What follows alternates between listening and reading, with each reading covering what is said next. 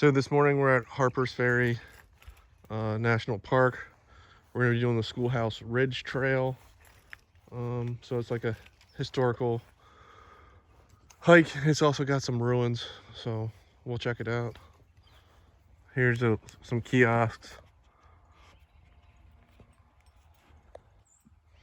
So basically the Confederates and Stonewall Jackson held this area with artillery, and then the Union fired upon.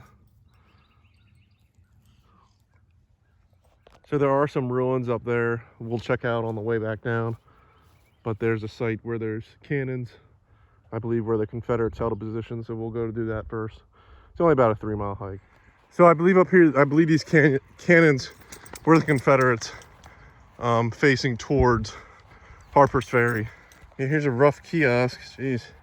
Just says Battle of Harpers Ferry.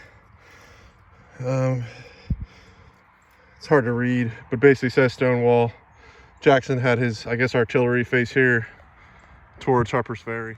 Here's a kiosk talking about flag talk and how they use signal flags to communicate.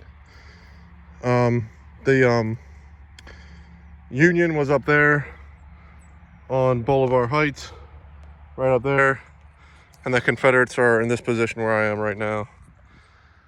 Here's another look at those cannons to represent the Confederates, and like I said, they were facing toward the Union, which was up there on Boulevard Heights, which is actually, I believe, another hike you can do. So some historical significance to this abandoned building up here. And this was the Aldstott farmhouse, I read. And John Brown, on his way to Harpers Ferry, I believe, took some prisoners here. So we'll go check that out. So here's this abandoned building, or the Aldstott farmhouse. So we'll check this out and search around.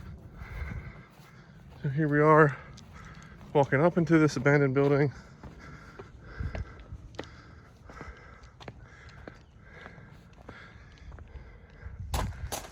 Fireplaces, go up a couple stories, another fireplace. Now this is pretty interesting. And this is what it looks like looking out from the Aldstott farmhouse. Here we are looking behind. It's pretty incredible. This fieldstone's held up pretty well. I mean, most of it's collapsed, but the foundation still seems to be pretty decent. Here was what it looks like on the exterior of one of the walls. So there are more abandoned buildings up there. I don't know if they're from the Civil War time period. I doubt it, but we'll go check them out as well. I don't know if this was the well that they filled in. There's another concrete structure right there. One last look, the abandoned Aldstott farmhouse, which, like I said, has historical significance, as John Brown came through here on his raid at Harpers Ferry. So here's some more abandoned buildings. They have fenced off. I guess the national park doesn't want people messing with it. So obviously I'm not gonna cross this fence and go on there, but I can walk around the perimeter and show you. So that concrete structure right there, I'm gonna assume had to be the barn. There's a silo behind it, but it's in pretty rough shape. Looks like the roof collapsed. Everything's down on the ground level, but pretty interesting. Here's another building which has collapsed. Maybe like a corn crib or outbuilding for livestock.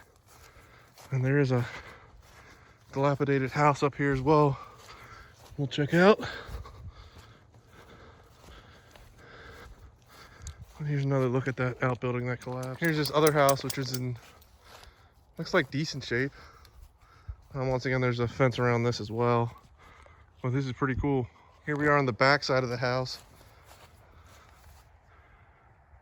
It's pretty rough shape. A view from the side. I wonder how old that house is.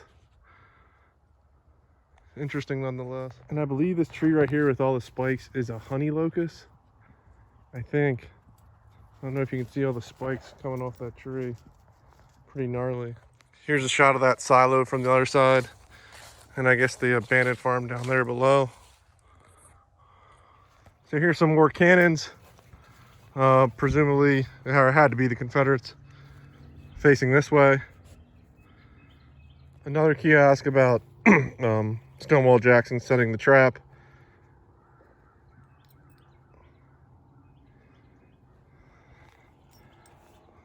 So back here in the woods, along this trail is another set of ruins. Not quite sure what that building was. There's a whole bunch of outbuildings, and there's a house back here as well.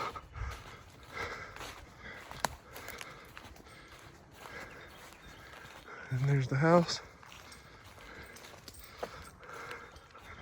which we will go check out. Just walking the perimeter alongside this house. It's dilapidated, it's fallen down. I don't think it's as old as other structures because of the brick, but it's pretty cool. Back here, see if we can get a shot. But there's all these trees. And there you have it. Here's this abandoned building. Another angle of this house.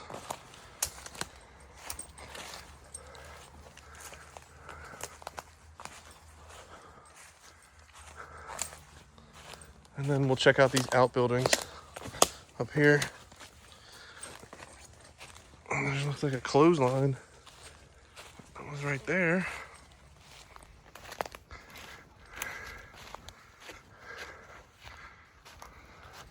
Couple of buildings there. Two more buildings right here.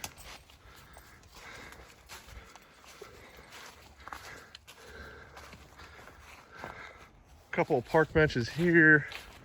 Another big foundation right here, which runs all through here. It's a pretty big complex back here of ruined stuff.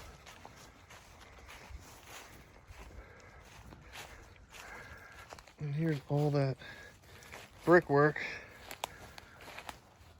and just twisted metal and other stuff associated with this building right here. Small little outbuilding here. Sink. More buildings there. Building that fell down right here. A whole bunch of stuff out here. Here is yet another outbuilding. Man, this has a lot of old abandoned buildings. You can actually go inside this building a bit. I'm still leery, so I'm not gonna go in, but. So I'm walking to the end of the trail here. It does say that Loudon Heights and Maryland Heights can be seen from the end here. Very foggy, very wet out. I don't know if we'll get a view, but I'm just gonna complete the trail and go to the end. So this looks to be the end. It says you can see Loudon Heights and Maryland Heights from here. We can't see much because of the fog, but this is a pretty cool hike. So on the way back to the car, I discovered more ruins. Man, looks like that was a fireplace back there.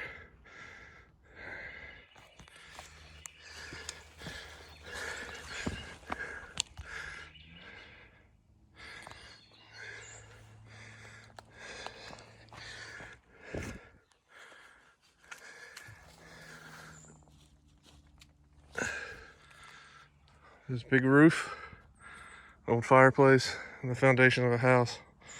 Just incredible back here. So much to see. May have been an outhouse.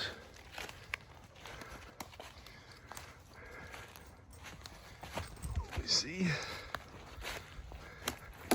Yeah, that had to be an outhouse. Old outhouse.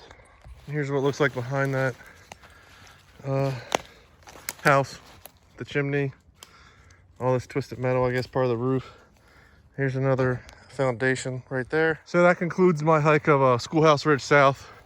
If you'd like Civil War history, if you'd like abandoned structures, ruins, this is a really, really good trail.